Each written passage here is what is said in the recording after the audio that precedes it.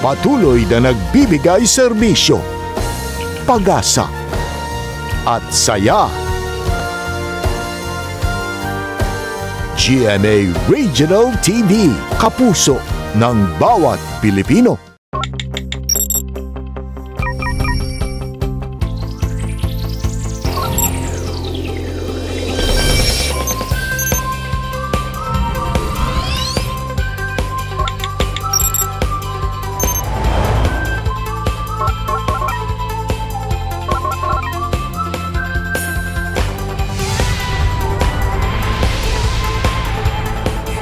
Kini ang GMA Regional TV Live.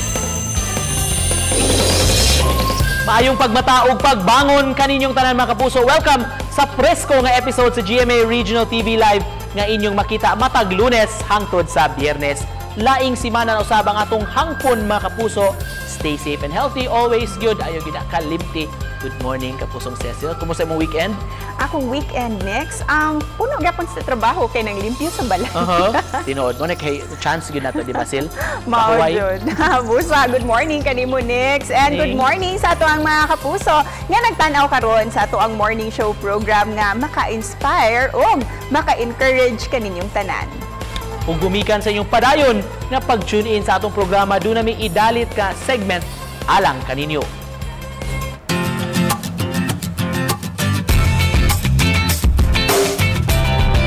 Kaya giniining segment, among i-share kaninyo mga kapuso ang mga budget-friendly nga mga putahe nga swak sa panglasa o dali rahimuon. Busa tara magdungan ta pagtan-aw ni ining usa ka espesyal nga dinuguan sa usa ka karinderya owner dinhi sa Neville Hills, Cebu City. Let's welcome si Cook Julian Gabon. Let's watch this.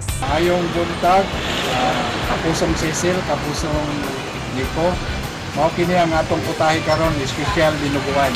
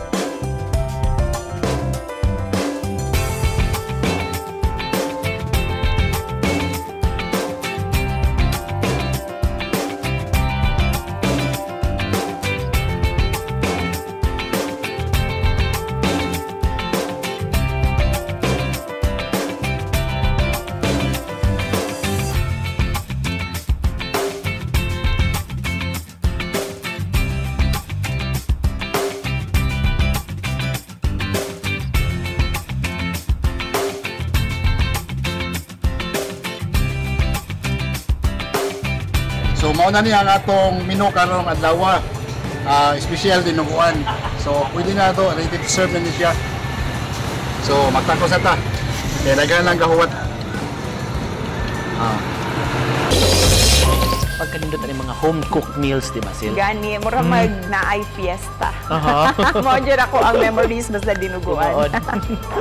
Mga kapuso nato diha nga gusto nga mo share sa ilang gipasigarbo nga recipe, i-post lang sa inyong FB account ang proseso pagluto niini o gamita palihog ang hashtag GMA Regional TV Live o hashtag Lami Siya Express sa kagayunan nga mapakita kini sa telebisyon. O karong buntaga mga kapuso, atong makauban si kapuso actress Lizelle Lopez o ato siyang hinabion kabahin sa iyahang showbiz journey gikan sa Starstruck hangtod karon sa pagbida niya sa Babawiin Ko Ang Lahat. Ug ato sab mahinabi taud-taud ang usa ka opisyal sa Philippine Statistics Authority Region 7 ug makisayod kita sa mga kalihukan sa ilang buhatan taliwa ning pandemya. Alang sa mga tinun-an nga nangita og panginabuhian ni panahon sa pandemya, ni usa ka estudyante nga gikan sa Mindanao maghatag kanato og mga tips, encouragement, ingon man inspirasyon sa paggamit sa iyang talento aron nga kita makakwarta. Karon sugdan na nato Biz Talk ni partner Cecil kauban si kapuso Lizelle Lopez.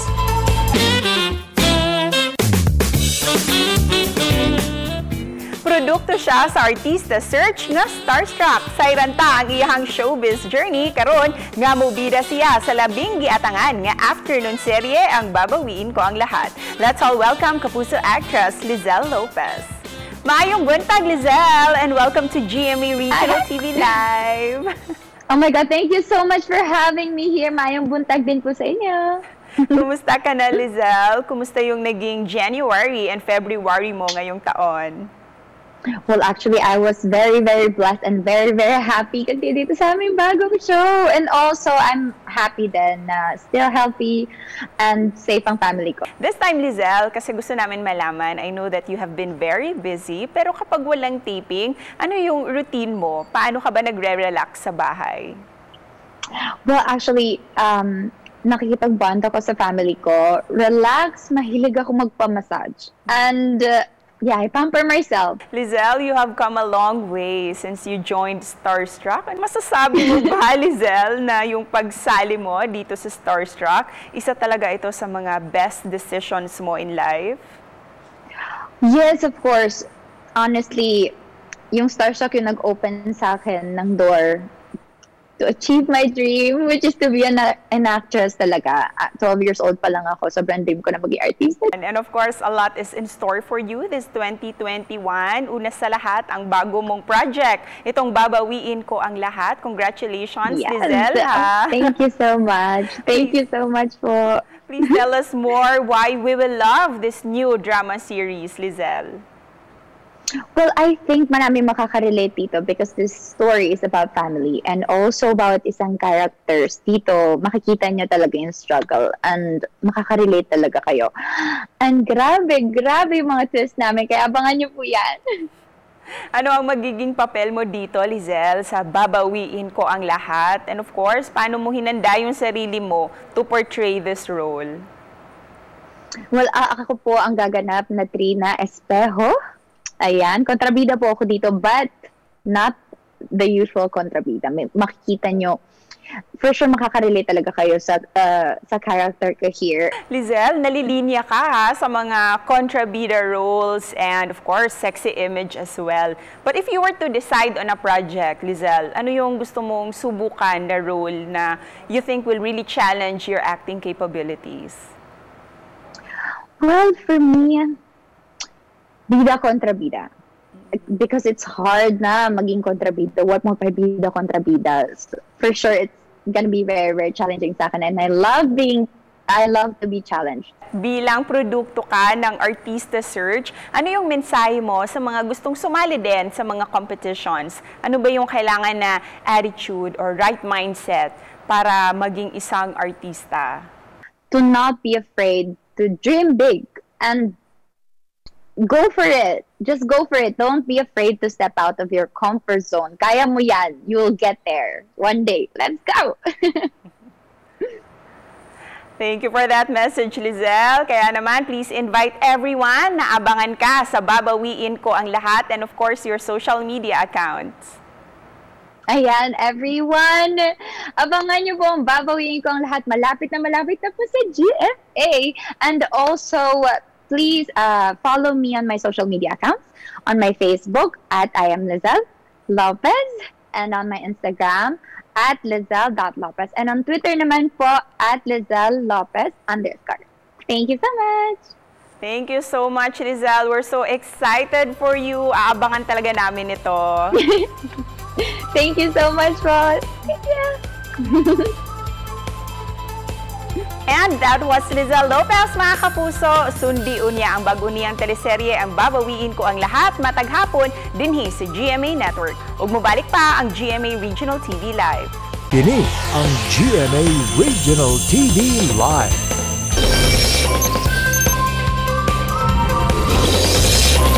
Balik na mga kapuso sa GMA Regional TV Live. Maghiskuta og census o statistics karong buntaga mga kapuso sa mga nagpangutanaon sa may epekto sa pandemya katong mga daghan ba ang mga naminyo ni panahon sa pandemya, nagkatrabaho, estado sa atong ekonomiya ug uban pa. Magpakisayod ta karong buntaga mga kapuso gikan sa Philippine Statistics Authority 7. Makauban nato ilang Chief Statistical Specialist Engineer Leopoldo June Alfanta Jr. Good morning, Engineer.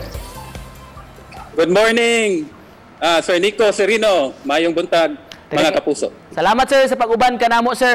Hisgot sa pandemya sir sa miaging tuig kumusta man ang atong mga statistics ng inyong gihuptan diha sa PSA 7 diri sa Central Visayas?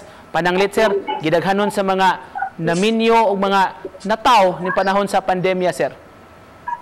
Yeah, okay. Actually, ang data nga akong gihuptan karon, no, sa mga televiewers na to sa atong GMA, tutob lang usa ni sa bulan sa January ngadto sa September because dili pa kompleto ang atoang data hangtod sa October, November, December because napay usa ka probinsya nga dili pa kompleto ba. Pangkalahatan sir for the Visayas sa live birth, ang January, February, March, April naa lang siya sa 8,000 plus sir, 8,000. Pero karon arita sa May nitungtong na siya sa 10,671 no, live birth May. Pagka June 9,868. July 9,894, August 10,270.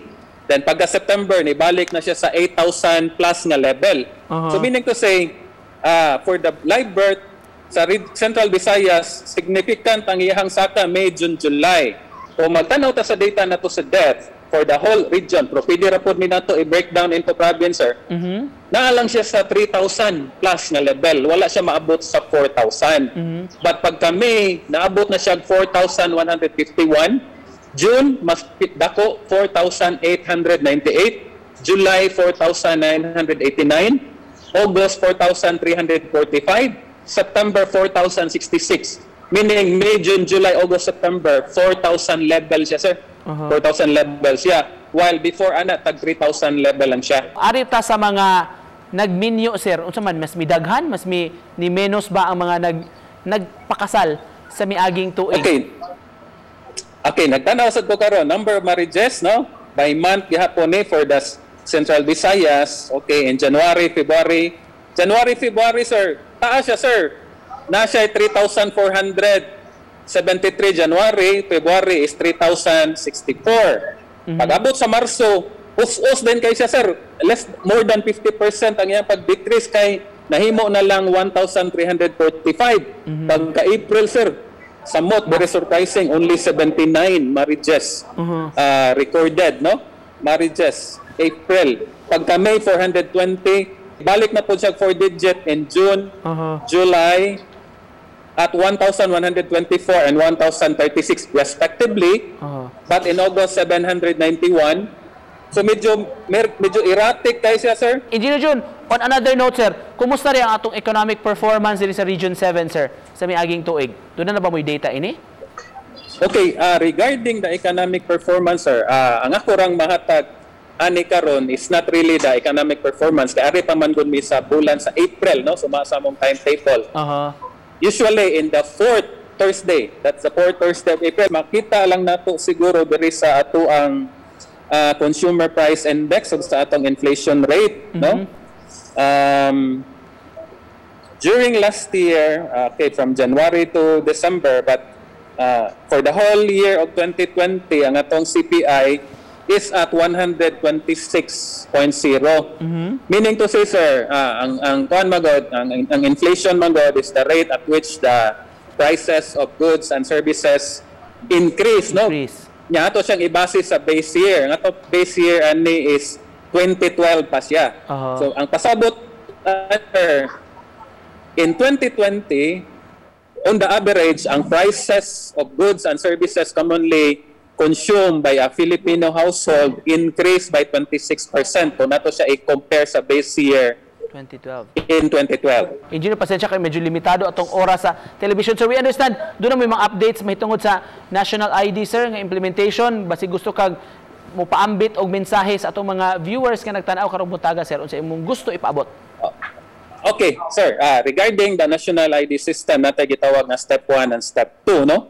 Ang atoang tulo ka probinsya, Cebu, Bohol, and Negros Oriental, was included in the 40 provinces last year to start with the Step 1. The Step 1 is the pre-registration. Meaning to say, ang giuna ato og pre-register. When you say pre-register, gikuha ang demographic characteristics sa tao, no? Iyang name, age, sex, nana.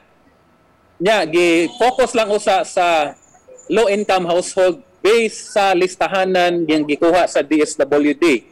mao ta siya ang gibuhat last year, but the step 1, the pre-registration will also continue within this year. Ang step 2, sir, nagsugod na ta sa step 2, which is the registration process na.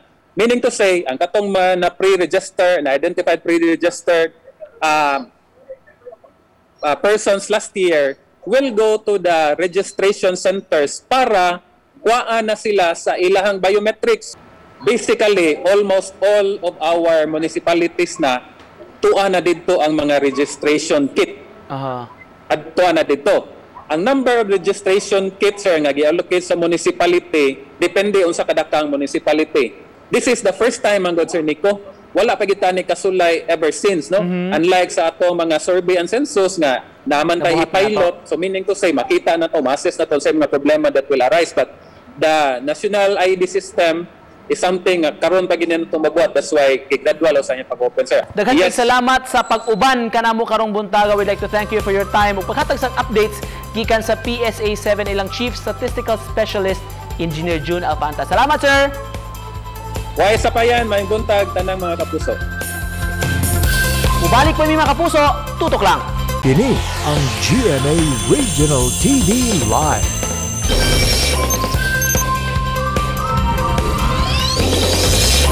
Balik ta mga kapuso sa GMA Regional TV Live karong buntaga. Himamaton ta kining talagsaon gyud nga artist gikan sa probinsya sa Davao de Oro. Mga kapuso, ballpen ang gamit niya sa iyang mga obra o karong bag-o mipatok og nag-trending gyud sa social media ang iyang gihimo nga obra pinasahi ni mga kapuso nga Last Supper. Ato ilalahon siya karong buntaga si James Abayon Lolo. Good morning, James. Good morning po, maayong buntag, sir. Daghang salamat sa pag-uban kanamo dinhi sa GMA Regional TV Live. Kanus amang ka nagsugod ini imong talento, James, na diskubrian nimo nga maayday ka mo drawing?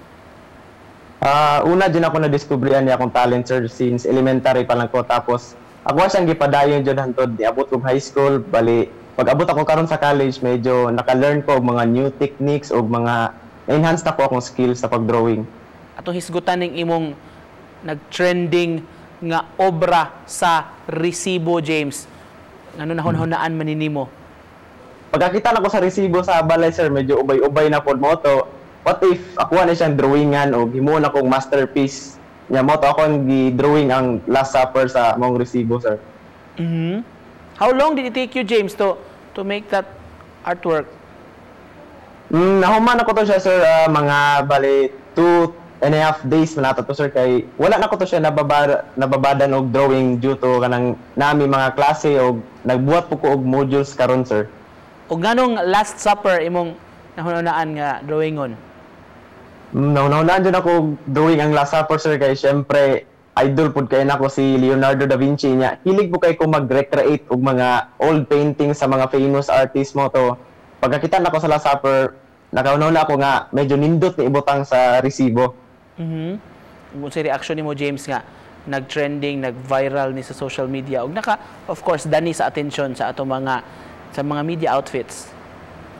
At first, sir, kay medyo wala jud koy tumong nga kanang murag mag-viral to nga poster. Ang ako lang jud gusto ipakita nga dili tanang butang ay bisan sa simpleng butang makahimo kag obra mo to. Pag natingalan lang ko pag-abot pagkabunta nga ning kalitra siya kapatok sa netizen og nag-viral na di ay ang mau-post na ko, sir.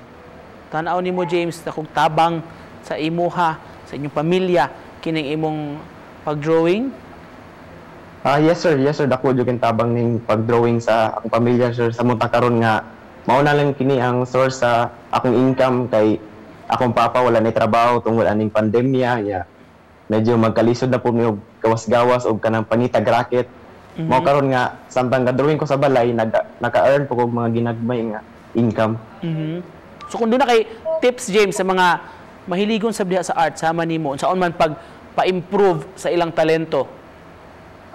Ako lang yung maingon sa mga aspiring artists like me, dili na gid sila mawadag paglaom kung na sila gamayng mali, dili sila ma-discourage. Dapat i-go lang ng go jud, tapos they must do what they love and love what they do. Dili nila i-restrain ang ilang sarili due to kanang gamay ra silang materials or gamay lang ang available materials sila, kay tanang butang nga makita nato sa itong palibot, pwede ka nato buhatog masterpiece.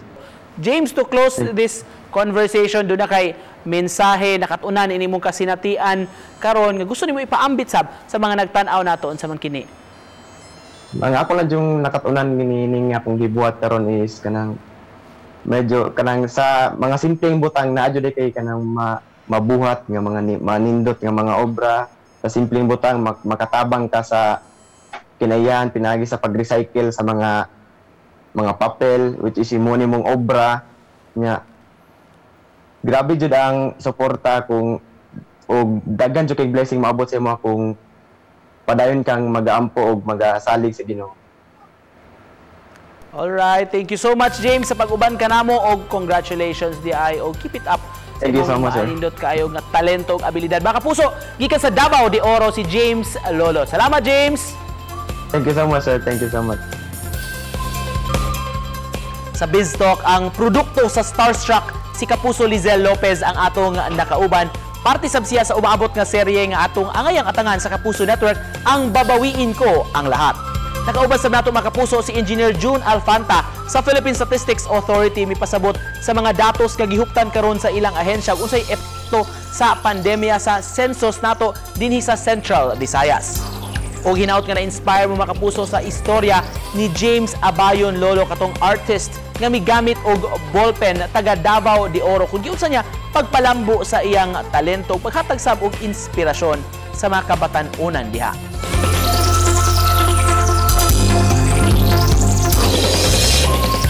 Naghatag na feature ng mga artist diri sila makapabilib na ilang pamaagi sila pag-discover silang talento. Gani linahipod no kay pwede ra jud ay ang resibo mahiguan pagpaagi baka bugna pa ug nindot nga art. Ya ballpen lang sila gamit. Amazing kayo busa mga kapuso aduna po'y amazing kayo nga words of inspiration nga among ibilin kaninyo karong buntaga. The artist is nothing without the gift. But the gift is nothing without work by Emile Zola, usa ka French novelist.